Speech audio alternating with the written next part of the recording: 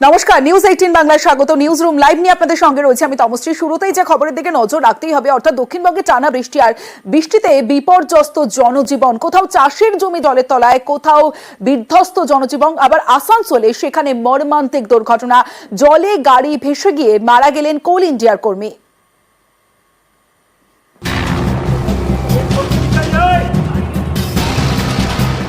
জলের তোড়ে ভেসে গেল গাড়ি, প্রাণ হারালেন চালক। কোথাও ভাসলো চাষের জমি, কোথাও জল থই থই মন্দির চত্বর। নানা জায়গায় জলবন্দী জনজীবন।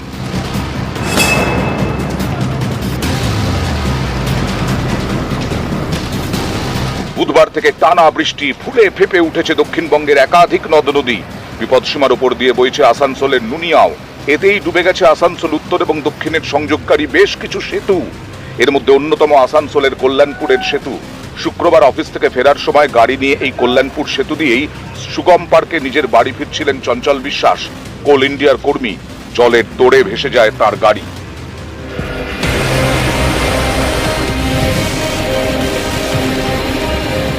ডিভিসি ছাড়ার জলে হুগলির হরিপালের বিস্তীর্ণ এলাকার চাষের জমি এখন জলের তলায়।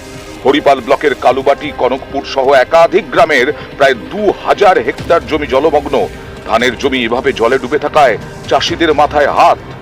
আমাদের এখানে 4টে গ্রাম পুরো ডুবে গেছে, কনকপুর, কৃষ্ণবল্লবাটি, কালুবাটি, তারপর কামরাজপুর। 4টে গ্রামে একদম জলের তলায় হয়ে যাচ্ছে। সংস্কার নিচে সংস্কার নেই তো। ধনপুতার পর থেকে ওখান থেকে বুঝে গেছে খাল, জল ক্লিয়ার হচ্ছে না, একদিনের জলই ডুবে যাচ্ছে। ধন টনলে দিনা করে চাষ করা হয়েছে, সব কে করে সুদা হবে।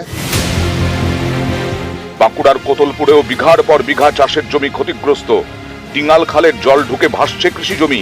দ্রুত প্রশাসনের হস্তক্ষেপ চাইছেন স্থানীয় চাষিরা।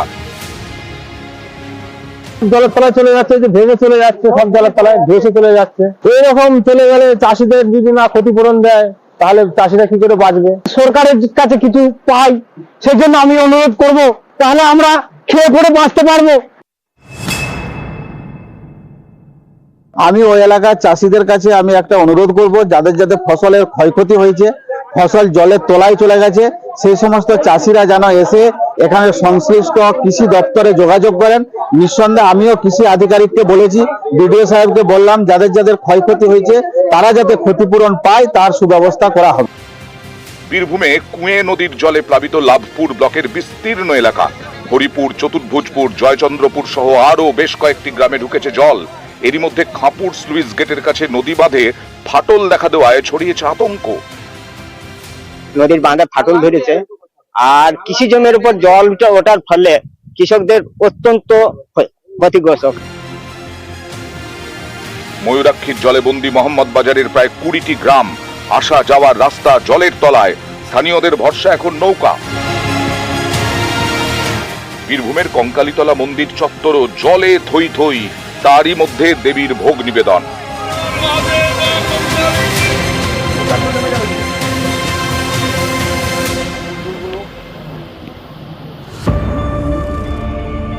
তারকার জলে তারাপীঠ মহা শ্মশান জলমগ্ন।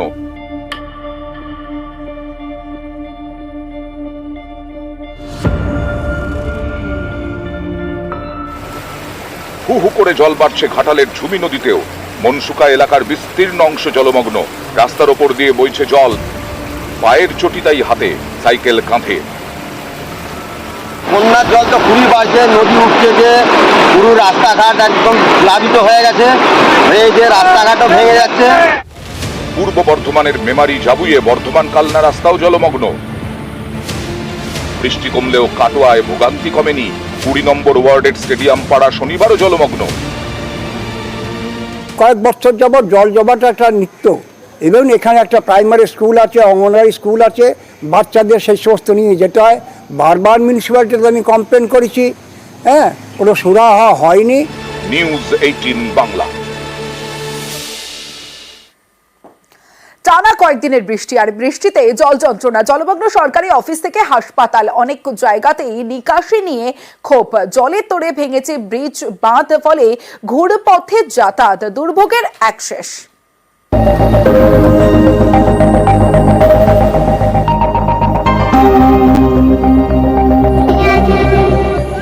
লাগাতার বৃষ্টি, ভোগান্তি চরমে, জায়গায় জায়গায় জল যন্ত্রণা। সাইকেলে চেপে নয়, রাস্তায় এমন জল যে সাইকেল কাঁধে। এই দুর্ভোগের ছবি পশ্চিম মেদিনীপুরের ঘাটালের। কয়েকদিনের বৃষ্টিতে শিলাবতীর জল বেড়েছে, 7টি সাঁকো ভেঙেছে, বিচ্ছিন্ন হয়ে পড়েছে 50টিরও বেশি গ্রাম। যা পরিস্থিতি, এতে আর কিছুক্ষণ মধ্যে যাতায়াতটাই পুরো বন্ধ হয়ে যাবে। তার কারণ আমাদের এখানেতে এই যে মনসুকাতে পালপুকুরের মধ্যে আমাদের হাজির যে চাতালটা হয়েছিল, ওই চাতালটা কিন্তু আমাদের খুবই বিপজ্জনক অবস্থায় করে তুলেছে। সড়ক যোগাযোগ বিচ্ছিন্ন। বৃষ্টির জেরে কংসাবতীর জল বেড়েছে, ভেঙেছে বাঁধ। বিপত্তি পশ্চিম মেদিনীপুরের ডেবরাতেও জলের তোড়ে ভেসে গেছে সাঁকো, ফলে অনেক ঘুরে যাতায়াত করতে হচ্ছে। সকালে তো জগন্নাথপুর দিয়ে গিয়েছি, ডাক্তার দেখাতে শিশুকে, তো এসেছি, তো বাড়ি যাবো, এই তো দাঁড়িয়ে আছি, কতক্ষণ বৃষ্টি হচ্ছে। প্রতি বছর কি এই সমস্যাটা হয়? প্রত্যেক বছর একে বৃষ্টি, এতে নদীর জল বেড়েছে, তার উপরে জল ছেড়েছে ডিভিসি। এর জেরে সেতুতে ধস। হাওড়ার উদয়নারায়ণপুরের খোসালপুরেও একাধিক গ্রাম বিচ্ছিন্ন। ব্রিজের অবস্থা তো খুব ভয়ঙ্কর হয়ে আছে, দু সাইড ব্যারিকেড করে দেওয়া হয়েছে। 2-3 হাজার লোকের সমস্যা বেড়েছে, চাষিদের সমস্যা বেড়েছে, সামনে স্কুল আছে, ছাত্রছাত্রীদের সমস্যা বেড়ে গেল। টানা বৃষ্টিতে ফুঁসছে দামোদর। রাস্তার ওপর দিয়ে জল বইছে হাওড়ার জগৎবল্লভপুরে। জগৎবল্লভপুরের চাঁদুল ও যদুপুরের বাসিন্দারা চরম দুর্ভোগে। চাঁদুলি গ্রামের অনেক লোক এই হাওড়া যাওয়ার জন্য ট্রেন ধরে, কিন্তু এইটাই আমাদের মেন রাস্তা, না হলে আমরা কিন্তু ট্রেন ধরে কাজে যেতে পারছি না। জলের তোড়ে বাঁকুড়ায় ভেঙেছে সেতু। গন্ধেশ্বরী নদীর জলের তোড়ে ভেঙেছে মানকানালি কজওয়ে। 20 থেকে 25টি গ্রাম বিচ্ছিন্ন। অভিযোগ, গত বছরে এই সেতু সারানো হয়, বছর না ঘুরতেই বিপত্তি। এ নিয়ে ক্ষুব্ধ স্থানীয়রা। এটাতে মানে সেই কেবলমাত্র সে বেকার সারা কোটি চলে গেল, এটা ছাই দিয়ে ইয়ে করলো, তুই ছাইটাতে গলি চলে যাবে। ভোগান্তি তো আমাদেরই ভোগান্তি, আর কার ভোগান্তি হবে? মানকানালি লোকেরই ভোগান্তি। টানা বৃষ্টির জেরে জলমগ্ন সরকারি অফিস। উত্তর 24 পরগনার নৈহাটিতে জল জমেছে স্কুল পরিদর্শকের অফিসে, জল জমেছে অফিসের গোডাউনেও। এই গোডাউনে রয়েছে লক্ষ লক্ষ টাকার বই। জলটা বোধহয় কালকে অতটা বৃষ্টির ফলে ঢুকেছে, আজকে সকালবেলা যখন আমরা গেটটা খুলেছি তখন দেখছি এই পরিস্থিতি, যে তারগুলো জলের ওখানে রয়েছে, যে কোনো মুহূর্তে শর্ট হয়ে যেতে পারে, প্রাণহানির আশঙ্কা ভয়ঙ্কর ভাবে রয়েছে। উত্তর 24 পরগনার পানিহাটি স্টেট জেনারেল হাসপাতালেও জল জমে গেছে। জমা জলে রোগী এবং তাদের পরিজনদের ভোগান্তি চরমে। এ নিয়ে প্রশ্ন করতেই মেজাজ হারান সুপার। বিহাল আছে স্যার, আপনি ক্যামেরা বন্ধ করুন। ক্যামেরা না, আপনি তো সুপার, আমি সুপার হলেও আমি মিডিয়ার স্পোকপারসন নই। বৃষ্টিতে কুনুর নদীর জল বেড়েছে। এর জেরে জলমগ্ন পূর্ব বর্ধমানের গুসকরার বিস্তীর্ণ এলাকা। রাস্তায় জল, ঘরেও জল। অনেকেই ঘর ছাড়ছেন, কেউ কেউ ঘরে আটকে। একদিনের বৃষ্টিতেই জলমগ্ন মালদার হবিবপুরের একাধিক গ্রাম। কোথাও হাঁটু জল, কোথাও কোমর সমান। গ্রামবাসীদের দুর্ভোগের এক শেষ।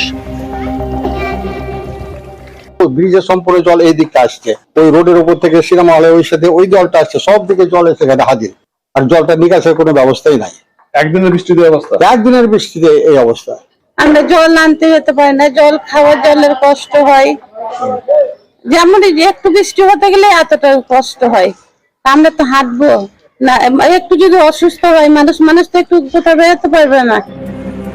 জল যন্ত্রণার ছবি উত্তর 24 পরগনার বারাসাতেও। এখানেও নিকাশি ব্যবস্থা নিয়ে প্রশ্ন তুলছেন স্থানীয়রা।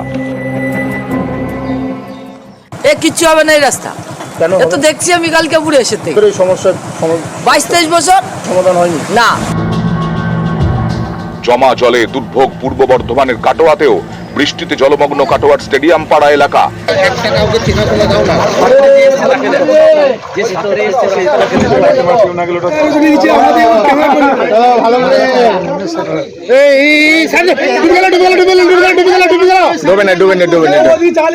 কয়েক বছর যাবত জল জমাটা একটা নিত্য, রাস্তা দিনের পর দিন নিচু হচ্ছে, আর ঘর বাড়িগুলোতে সে একই পজিশন আছে।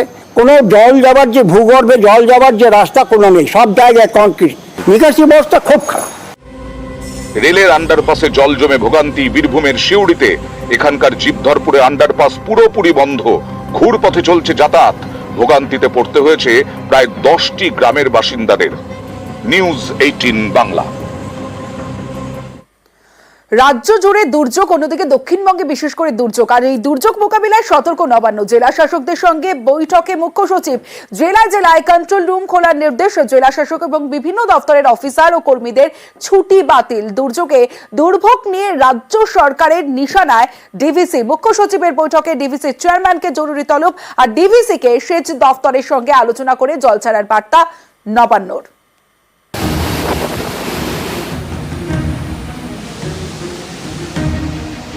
কয়েকদিনের বৃষ্টিতে দক্ষিণবঙ্গের বিস্তীর্ণ এলাকা জলমগ্ন। এর মধ্যে জল ছেড়েছে ডিভিসি। হুগলি, বীরভূম এবং পশ্চিম মেদিনীপুরের অনেক জায়গা প্লাবিত। এই পরিস্থিতিতে শনিবার জেলা শাসকদের সঙ্গে বৈঠক করেন মুখ্য সচিব। বৈঠকে ডিভিসির চেয়ারম্যান সুরেশ কুমারকে জরুরি তলব করা হয়। সেচ দপ্তরের সঙ্গে কথা বলে ডিভিসি যেন জল ছাড়ে এই বার্তা দেওয়া হয়। এই জল ছাড়ার ব্যাপারে রাজ্য সরকারের সঙ্গে কোনরূপ আলোচনা হয়নি।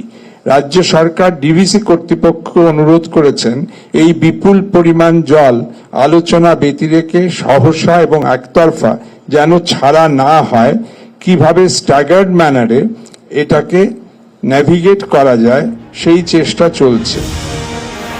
লাগাতার বৃষ্টি, ফুঁসছে বিভিন্ন নদী, ভাঙছে বাঁধ, জলমগ্ন গ্রাম থেকে বিমানবন্দর। দুর্যোগের জেরে দুর্ভোগ বাড়ছে দক্ষিণবঙ্গে। পরিস্থিতি মোকাবিলায় সতর্ক নবান্ন। তাই শনিবার জেলা শাসকদের সঙ্গে বৈঠক করেন মুখ্য সচিব বিপি কোপালিকা। ক্ষোভ প্রকাশ করে বলেন, কোথায় কোথায় জল জমছে সেই খবর আমাদের কাছে এসে যাচ্ছে, আপনাদের কাছে কেন যাচ্ছে না? অন্ডাল বিমানবন্দরে জল জমা নিয়ে মুখ্য সচিবের ক্ষোভের মুখে পড়েন পশ্চিম বর্ধমানের জেলা শাসক। বিপি কোপালিকা বলেন, অন্ডাল বিমানবন্দরে কিভাবে এত জল জমলো, কেন আগাম ব্যবস্থা নেওয়া হয়নি? সমস্যা সমাধানের স্থায়ী ব্যবস্থা করতে হবে। আগামীকাল সাউথ বেঙ্গলের সব জেলার ফেয়ারলি ওয়াইড স্প্রেড রেইনফল হওয়ার সময় 7 দিন পর্যন্ত পশ্চিমবঙ্গের সব জেলাতেই আইদার ফেয়ারলি ওয়াইড স্প্রেড অথবা ওয়াইড স্প্রেড রেইনফল। ভারী থেকে অতি ভারী বৃষ্টির সতর্কবার্তা দেওয়া হয়েছে কালিম্পং এবং আলিপুরদুয়ারে। আলিপুরদুয়ারে রেড অ্যালার্ট জারি হয়েছে। পাশাপাশি বেশ কয়েকটি জেলাকে বিশেষভাবে সতর্ক করা হয়েছে। উত্তরবঙ্গেও আলিপুরদুয়ারে রেড অ্যালার্ট জারি আছে। আগামী 4-5 দিনে কুচবিহার সহ আলিপুরদুয়ার সহ বিভিন্ন জায়গায় বড় জলস্ফীতি, হরকাবান প্রভৃতির আশঙ্কা রয়েছে। দুর্যোগ মোকাবিলায় রাজ্যের সব জেলা এবং মহকুমা স্তরে কন্ট্রোল রুম চালু করার নির্দেশ দিয়েছে নবান্ন। বিপর্যয় মোকাবিলা দফতরকে প্রস্তুত থাকতে বলা হয়েছে। ত্রাণ সামগ্রী এবং অন্যান্য ব্যবস্থা যেন রেডি থাকে সেই নির্দেশও দেওয়া হয়েছে। জেলা শাসক এবং একাধিক সংশ্লিষ্ট দফতরের অফিসার ও কর্মীদের ছুটিও বাতিল করেছে নবান্ন। নিউজ 18 বাংলা।